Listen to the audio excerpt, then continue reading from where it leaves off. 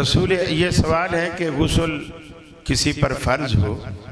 اور وہ جان بوجھ کر اس غسل کو لیٹ کرتا ہو، یعنی مثلا صبح سے اس پر غسل فرض ہے، عصر کا وقت آ گیا اور اس نے ابھی تک غسل نہیں کیا، اور سوال یہ ہے کہ اس کی کیا وعید ہے؟ رسول اکرم صلی اللہ علیہ وسلم نے فرمایا، جس گھر میں کتا، تصویر اور جنبی شخص، یعنی جنبی اسے کہتے ہیں جس پر غسل واجب ہو اور جنابت کی حالت میں ہو اور غسل نہ کرے،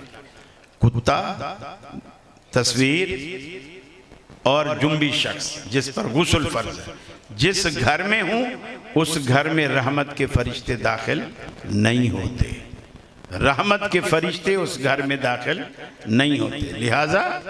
رات تو آپ گزار سکتے ہیں، لیکن اس کے لیے اللہ کے رسول نے فرمایا وضو کر کے سوئے،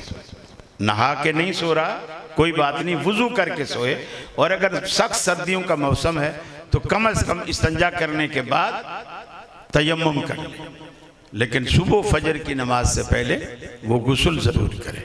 گرم پانی کرے، باقی جیسے ہم اہتمام کرتے ہیں یہ تو زیادہ اہتمام ہے، یہ فرض ہے، وہ ضرور اس کا اہتمام کرے تاکہ اللہ کی رحمتوں کے دروازے بند نہ ہوں۔ جزاکم اللہ۔